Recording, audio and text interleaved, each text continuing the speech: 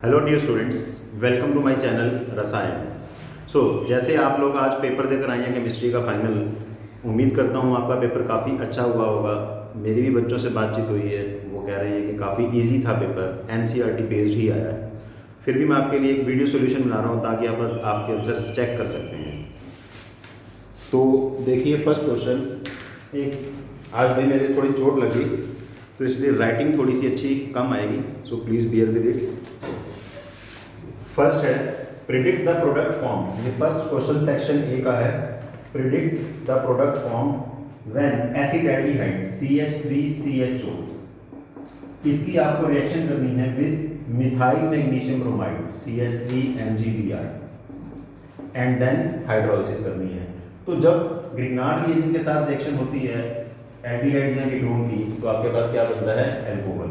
तो इसमें फर्स्ट बनना था स्टेप CH3COMgBr HCH3, और फाइनली आपको इसकी करनी थी हाइड्रोलिसिस। उन्होंने एक स्टेप में लिखा हुआ है, वैसे ही आप ऐसे दो स्टेप में भी दिखा सकते हैं, एक में भी कर सकते हैं। तो इसका फाइनल आंसर आपके पास ये आएगा जिसका नाम है प्रोपेन 2। ये फर्स्ट क्वेश्चन का फर्स्ट पार्ट। सेकेंड रिएक्शन जो इसकी है उन्होंने दी हुई है एसिटाल्डिहाइड की with zinc amalgam, zinc, mercury और कॉन्सेंट्रेट HCl। तो ये आप सबको पता है कौन सी रिएक्शन है? क्लीमेंसन रिडक्शन, रिडक्शन टू एल्केन्स। तो इसके अंदर क्या बनेगा? Simply ethane plus water. Third part दिया हुआ टॉलरेंस रिएजेंट के साथ। एसिटाल्डिहाइड की जब टॉलरेंस रिएजेंट के साथ रिएक्शन होगी, tolerance reagent is ammoniacal solution of silver nitrate, तो इसके अंदर बनेगा एक तो एसीटेट आयन, एक सिल्वर मिरर। बाकी कंप्लीट लिखना चाहें तो अमोनिया और वाटर भी आ सकता है। फर्स्ट क्वेश्चन में आपको दो पार्ट करने थे, मैंने इसके तीनों कर दिए। तीनों ही इजी हैं, तीनों ही एनसीईआरटी के बैक एक्सेस में आपको मिल जाएंगे। सेकंड पार्ट जो क्वेश्चन है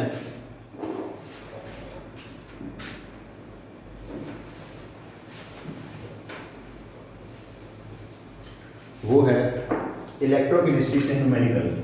आपको मोलैरिटी दी हुई है 0.001 मोलर, आपको रेजिस्टेंस दी हुई है 1200 ओम, और साथ के साथ आपको दी हुई है कंडक्टिविटी 1.5 10⁻⁻⁴ साइमन पर सेंटीमीटर। आपको निकालना है सेल कांस्टेंट और मोलर कंडक्टिविटी। सबसे पहले आपने एक फॉर्मूला पढ़ा होगा, conductivity is equal to conductance into cell constant, L/A is cell constant. Conductivity आपके पास 1.5 10⁻⁻⁴, रेजिस्टेंस होगी आपके पास 1200, कंडक्टेंस होती है 1/रेजिस्टेंस इनटू L/A। तो यानी कि यहाँ से L/A कितना आया? 1.5 इंटू 10⁻⁻⁴ इंटू 1200। बस जस्ट इसको आपको मल्टीप्लाई करना है, यूनिट आएंगे इसके सेंटीमीटर इनवर्स। सेकंड पार्ट इन्होंने इसके अंदर बोला है कि मोलर कंडक्टिविटी भी निकालने, लैम्डा Cm। इसका फॉर्मूला होता है आपके पास कापा इंटू 1000 बाय मोलैरिटी। कापा की वैल्यू आपके पास है 1.5 10⁻⁻⁴ इंटू 1000 बाय मोलैरिटी। मोलैरिटी आपके पास 0.001। 0.001 ऊपर जाके फिर से बन जाएगा 1000, तो 10⁻⁶ हो गया, 10⁻⁻⁴ इससे कैंसिल हो गई, तो मेरे ख्याल से आंसर इसका नियरली 150 बन जाएगा। 150 यूनिट आपको साथ में लिखने थे, साइमन सेंटीमीटर स्क्वायर पर मोल। ये हो गया आपके पास सेकंड क्वेश्चन। थर्ड क्वेश्चन जो है आपके पास फिर से वो एक न्यूमेरिकल है, छोटा सा काइनेटिक्स चैप्टर का। A reaction is first order in X। जो रेट लॉ लिखेंगे, रेट ऑफ रिएक्शन वो लिखेंगे x⁻1 और y⁻2। इसके अंदर उन्होंने दो पार्ट दिए हैं। How is the rate effective on increasing the concentration of y 3 times. अगर आपने y को 3 टाइम्स कर दिया, x को आपने कुछ भी नहीं किया, तो 3y का स्क्वायर, इसका मतलब आंसर आएगा आपके पास 9 टाइम्स। सेकेंड पार्ट के अंदर है अगर both x and y are double, x को डबल किया आपने और y को भी डबल किया, 2 और 2 की पावर 2, आंसर आएगा आपके पास 8 टाइम्स। बहुत ही इजी क्वेश्चन है सेक्शन ए के अंदर। नेक्स्ट है अब आपके पास सेक्शन बी।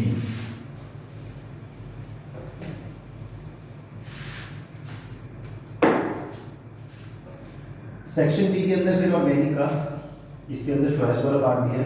सो मैं पहले सेक्शन बी 4th क्वेश्चन का फर्स्ट पार्ट कर रहा हूँ। प्रिडिक्ट द प्रोडक्ट CH3MgBr की रिएक्शन आपको करनी है कार्बन डाइऑक्साइड के साथ, देन करनी है आपको हाइड्रोलिसिस। सो आपको पता होगा कार्बन डाइऑक्साइड के साथ इसकी इस तरह से रिएक्शन होती है, CO2 ये हो गया आपके पास, और ग्रीनार रिएजेंट में CH3MgBr का ये नेगेटिव पार्ट इसके ऊपर करेगा अटैक, फॉर्म हो जाएगा शिफ्ट।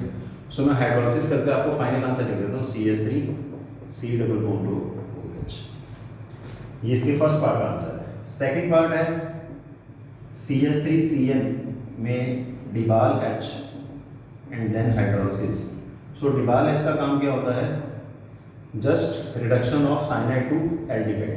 आपने एक स्टीफन रिडक्शन पढ़ी होगी, उसी के साथ डिबाल H का काम भी है reduction of cyanide to aldehyde. Third है बेंजामाइड की हाइड्रोलिसिस। सो बेंजामाइड की अगर आप हाइड्रोलिसिस करेंगे तो आपके पास बनेगा एसिड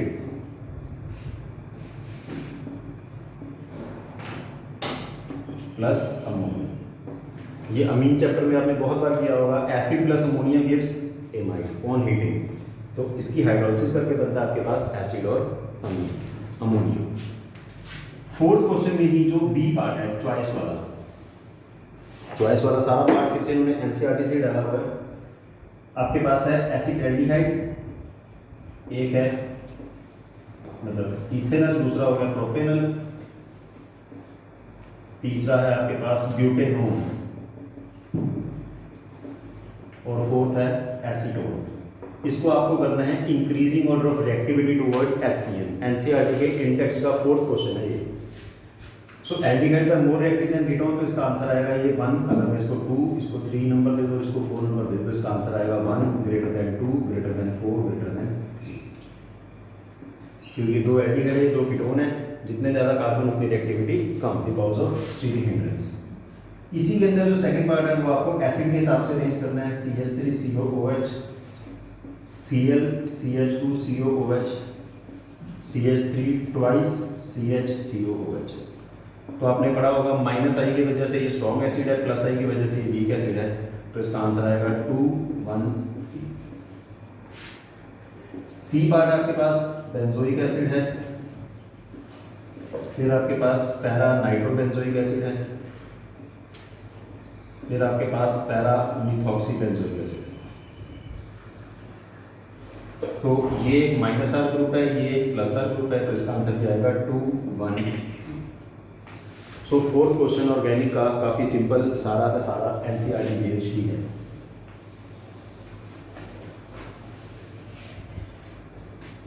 नेक्स्ट फिफ्थ क्वेश्चन फिर से ऑर्गेनिक का है। Complete the reactions. बेंज़ेडिहाइड की आपको करनी है नाइट्रेशन, कंसंट्रेट नाइट्रिक, सो कंसंट्रेट सल्फ्यूरिक। नाइट्रेशन करने पर आपको ये सबको पता है कि जो CH2 ग्रुप है वो एक -R ग्रुप है। आने वाले इलेक्ट्रोफाइल को कहाँ लगाएगा? एट मेटा पोजिशन, तो इसके अंदर आंसर आएगा प्लस वाटर। सेकेंड है D carboxylation reaction. Carboxylic acid के अंदर काफ़ी important name reaction NaOH, soda में डाला आपने कैल्शियम ऑक्साइड टी, तो इसका आंसर जो आएगा वो आपके पास आएगा बेंजीन Na2CO3। थर्ड है आपके पास एसिड एल्डिहाइड, इसके बीच में आपको डालना है सिंपली हाइड्रोक्सिल अमीन NH2OH। तो इसमें काम क्या होता है? ऐड pH 3.5, जस्ट वाटर बाहर, CH3C डबल बॉन्ड NOH, इसको बोलते हैं हम ऑक्साइड। सो ये हुआ आपके पास फिफ्थ क्वेश्चन का फर्स्ट पार्ट। फिर फिफ्थ के अंदर फिर दोबारा से चॉइस आई हुई है। फिर ये थ्योरेटिकल क्वेश्चन है, मैंने पहला बोला oxidation of propanol is lesser than propanone. So propanol और प्रोपेनोन के अंदर देखो क्या फर्क है। Propanol is acid aldehyde, propanone is ketone. So जो कीटोन्स हैं उनके अंदर जो ग्रुप है वो है RCOR, और एल्डिहाइड्स के अंदर जो ग्रुप है वो है RCOH। तो ये बॉन्ड इजी टू ब्रेक है, जिस वजह से aldehydes are easy to oxidise. बस आपको ये लिखना था इसके अंदर। सेकंड है how can you distinguish between acetophenone and benzophenone. फिर से एनसीईआरटी ब्रैकेट से के अंदर क्वेश्चन है। एसिटोफिनोन हो गया आपके पास बेंजीन के ऊपर COCH3 और बेंजोफिनोन हो गया बेंजीन के साथ CO और बेंजीन। तो इसके अंदर आइडोफॉर्म टेस्ट लगेगा। आइडोफॉर्म के लिए जरूरी कंडीशन क्या होती है? Presence of methyl ketone. So जब आपने डाला इसके बीच में आयोडीन और NaOH तो ये वाला CH3 देगा CHI3 प्लस ये वाला हिस्सा टूट के देगा आपके पास sodium acetate plus NaI plus और रेस्ट बैलेंसिंग आप इसकी कर सकते हैं। इसके साथ no reaction of iodoform. Third part है इसके अंदर ड्रॉ स्ट्रक्चर ऑफ 2,4-डाइनाइट्रोफिनाइल हाइड्रोजोन ऑफ प्रोपेनोन। तो है ये भी बहुत इजी है, बस फॉर्मूला आना चाहिए आपको। Propanone is CH3 C double bond O CH3, साथ में आपको लेना है 2,4-डाइनाइट्रोफिनाइल hydrazone NH2NH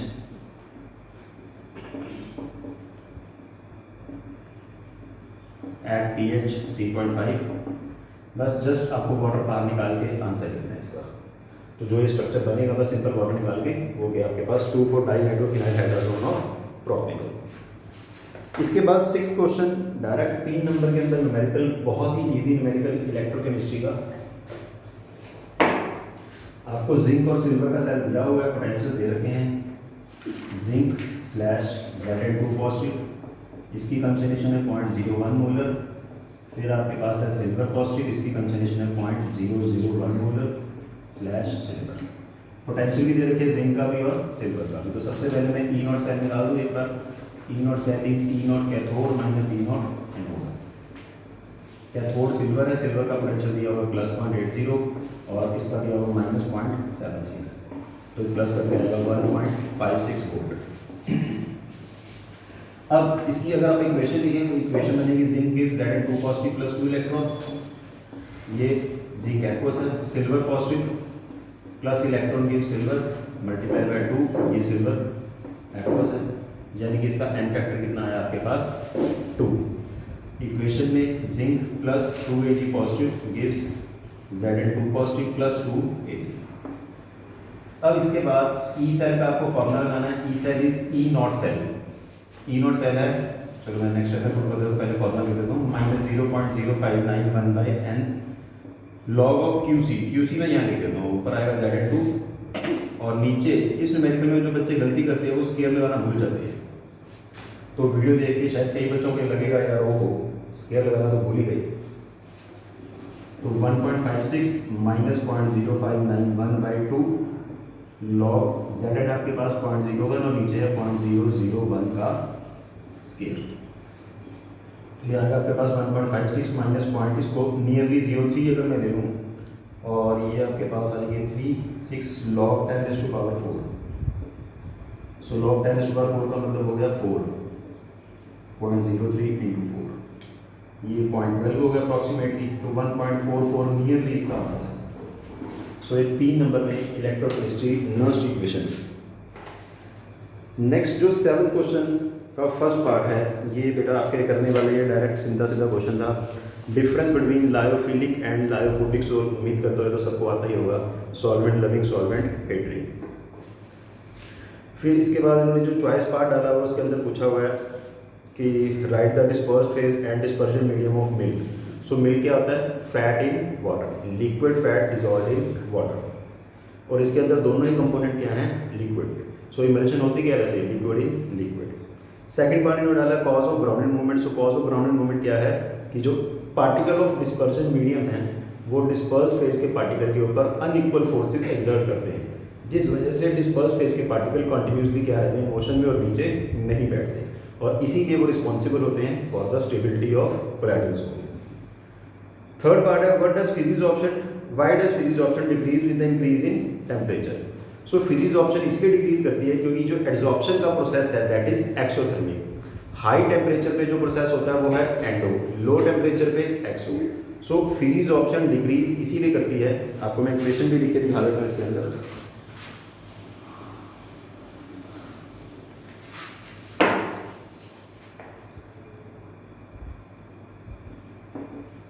adsorbate plus adsorbent जो आपके पास एक कॉम्प्लेक्स बन गया, इसके अंदर साथ में निकलेगी हीट, यानी कि जो फॉरवर्ड प्रोसेस है that is XO.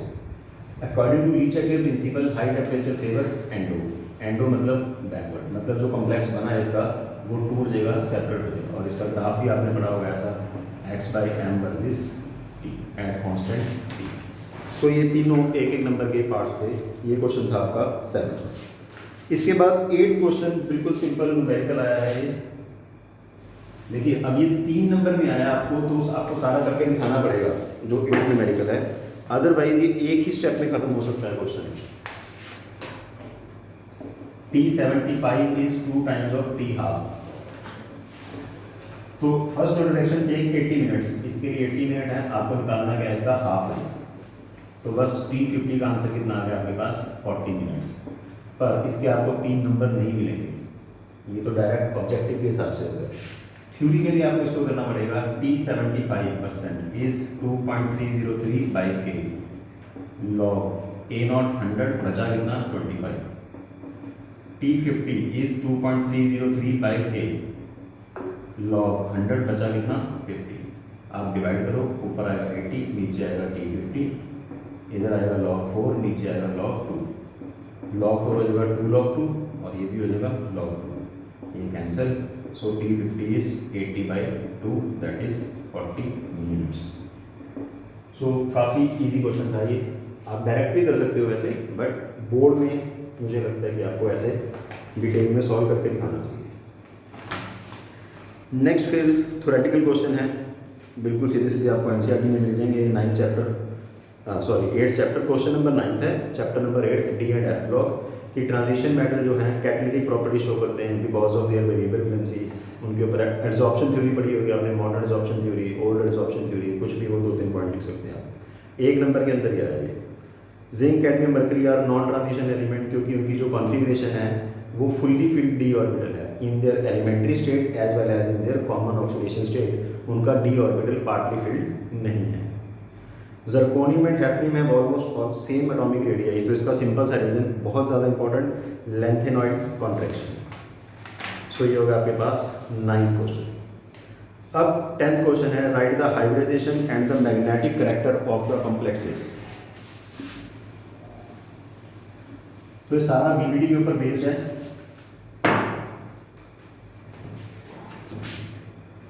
So NiCl4 2 negative. अब मैं सारा स्ट्रक्चर नाम लगा के आपको डायरेक्ट बताता हूँ कि आंसर्स क्या बनेंगे। ये आपके पास आएगा sp3, क्योंकि Cl के केस में पेयरिंग नहीं होती। अगर पेयरिंग नहीं होती अपने पास अनपेड इलेक्ट्रॉन बचेंगे 2, तो म्यू का फॉर्मूला होता है आपके पास √n × n+2 बोहर मैग्नेट्रॉन। सो इसको 2 पुट करेंगे तो आंसर आएगा आपके पास √8। सो आपको बस हाइब्रिडेशन बतानी थी और मैग्नेटिक कैरेक्टर बताना था। दूसरा आपके पास CONH3 6 3 पॉजिटिव, ये आपके पास आएगा sp3 ये आपके पास आएगा D2sp3, क्योंकि अमीन जो है वो एक स्ट्रॉन्ग लिगेंड है, इस केस में पेयरिंग हो जाएगी, मैग्नेटिक मूवमेंट इसकी आएगी 0। नेक्स्ट है FeF6 3 नेगेटिव। FeF6 3 नेगेटिव के अंदर भी ये बनेगा, ये sp3d2 बनेगा क्योंकि पेयरिंग नहीं हो पाएगी। Fe3 पॉजिटिव की जो कन्फिग्रेशन है वो है 3d5, तो इसमें 5 एम्पियर होंगे, तो इनकी म्यू आएगी इसकी 5 × 5 + 2 √35। मैं एक बार फिर से नहीं होगी बता दूँ आपको, निकल यहाँ पर है 3d8, निकल 2 पॉजिटिव, कोबाल्ट 3 पॉजिटिव है यहाँ पर 3d6 और Fe3 पॉजिटिव यहाँ पर है 3d5। तो उस हिसाब से मैं कह रहा हूँ 3d8 है, उसके अंदर sp3 है, Cl पेयरिंग नहीं कर पाएगा, तो D में 2 एम्पियर बचेगा, इसमें D में कोई एम्पियर नहीं बचेगा, इसमें D के अंदर 5 एम्पियर बचेंगे। नेक्स्ट है इसके बाद इसका जो चॉइस पार्ट है, चॉइस पार्ट में आपको सिर्फ नाम ही बताना है पहले का। क्वेश्चन है CONH3 4 वाटर, साथ में Cl और एक Cl2 बाहर, तो इसका नाम बनेगा आपके पास टेट्रा अमीन। अमीन के अंदर स्पेलिंग है MM, साथ में एक्वा, साथ में क्लोराइडो, साथ इसका मेटल का नेम कोबाल्ट, फिर इसकी ऑक्सीडेशन स्टेट जो कि है 3 और बाहर सिंपली क्लोराइड।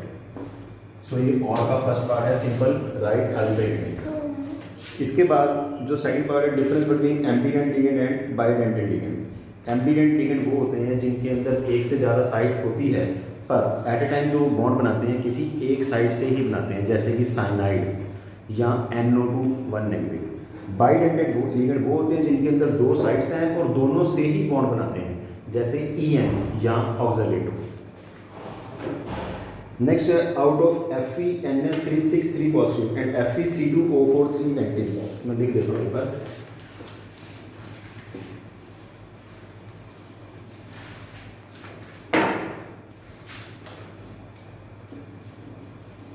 FeNH3 पॉजिटिव और FeC2O4 3 negative which is stable. तो इसका आंसर आएगा ये, क्योंकि ये लिगेंड क्या है, बाइडेंटेड। आपने पढ़ा होगा चिलेशन, तो ये कौन सा कॉम्प्लेक्स बनेगा, chelating complex. Bidentate ligands form more stable complexes. So ये NCERT बैक एक्सेस में भी मिल जाएगा। इसके बाद 11th क्वेश्चन है, ये भी NCERT बैक एक्सेस का क्वेश्चन ही है, मतलब सारा पेपर ही है ज़्यादातर NCERT ही आया हुआ है। Why is E0 Mn2 positive / Mn value highly negative as compare to other elements. तो इसका बस बिल्कुल सिंपल सा रीजन है, मतलब E0 वैल्यू को कह रहा है पूरी 3D सीरीज की, इन्होंने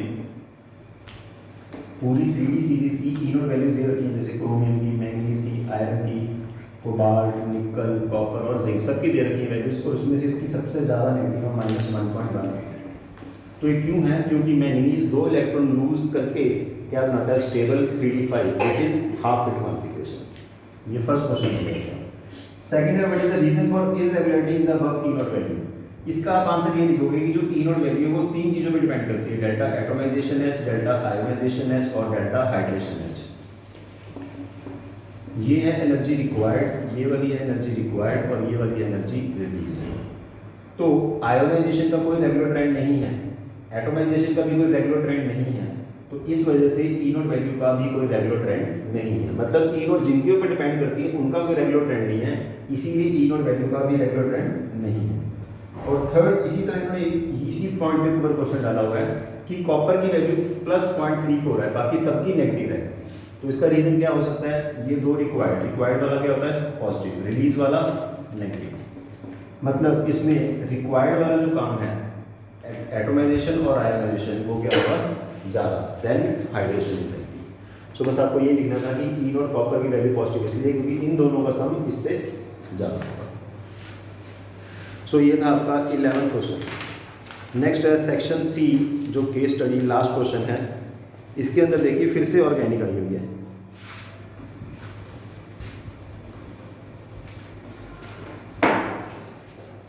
फर्स्ट पार्ट है, एनिलीन की फिडलक्राफ्ट रिएक्शन क्यों नहीं होती।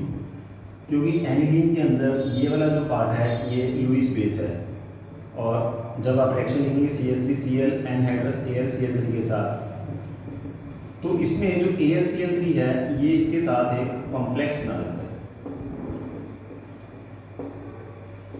इसकी वजह से इसकी फिडलक्राफ्ट एल्काइलेशन रिएक्शन नहीं होती।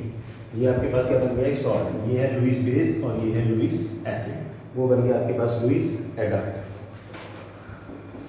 सेकंड है, इनको pKb के वैल्यू के हिसाब से अरेंज करना है। ऑप्शन में है C6H5NH2 अमोनिया, C2H5NH2 और CH3 थ्राइस N। pKb का मतलब है कि कौन, अच्छा इंक्रीजिंग करना है। pKb का मतलब है कि कौन वीक बेस है, तो वीक बेस इसके अंदर कौन है, C6H5NH2। अमोनिया के अंदर अब आएगा, इसके बाद आएगा अमोनिया। इन दोनों में से ये आपके पास है प्राइमरी और वो आपके पास है टर्सरी, तो कंपैरिजन करना इनका वैसे तो मुश्किल है, बट मेरे हिसाब से इसका इस केस में जो सीरीज बनती है वो है सेकेंडरी, टर्सरी और प्राइमरी।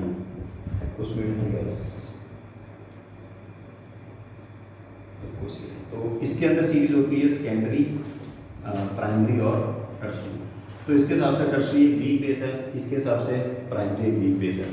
तो इनकी वैल्यू में मेरे हिसाब से थोड़ी सी pKb वैल्यू चेक करनी पड़ेगी, अदरवाइज डायरेक्ट इसका सोचना थोड़ा सा मुश्किल रहेगा। फिर भी मेरे को लगता है कि CH3 थ्राइस N थोड़ा ज़्यादा बेसिक होना चाहिए, बाकी फिर भी इसका एक बार आंसर चेक करना पड़ेगा।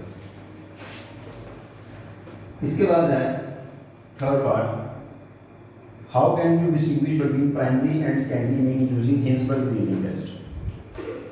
हिंसबर्ग रिएजेंट जो है वो आपके पास है benzene sulphonyl chloride. Benzene sulphonyl chloride primary amine के साथ ये देगा कॉम्प्लेक्स एमाइड बनता है इसमें NHR which is soluble in KOH। But secondary amine के साथ ये जो कंपाउंड बना इट इज इनसॉल्युबल। तो इसके अंदर आपको रिएक्शन लिख के दिखानी थी, इन्होंने दिया हुआ है प्रोपेनमीन और दूसरा दिया हुआ है सेकेंडरी इथाइलीन। फिर इसका जो फोर्थ पार्ट है, फोर्थ पार्ट के अंदर है right structure of A and B in the following reactions, मतलब आपको कंप्लीट करनी है रिएक्शन से।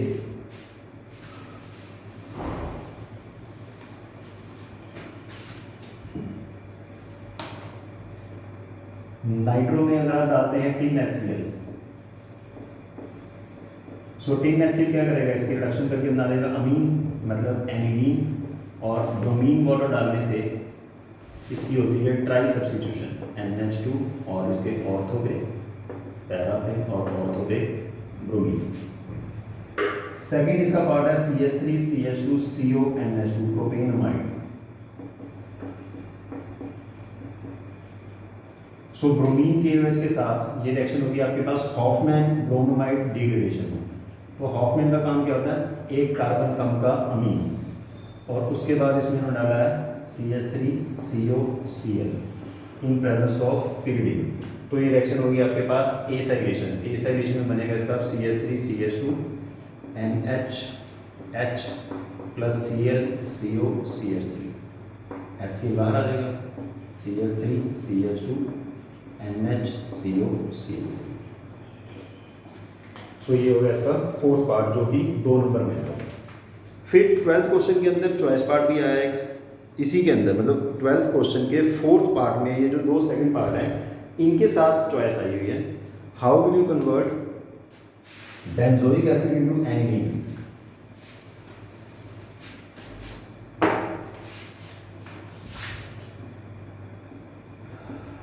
बेंजोइक एसिड से आपको क्या बनाना है, एनिलीन।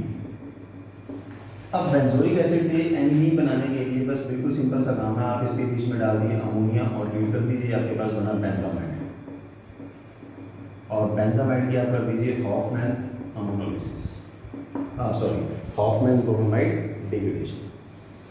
लास्ट पार्ट है एनिलीन से आपको बनाना है पैरा ब्रोमो एनिलीन।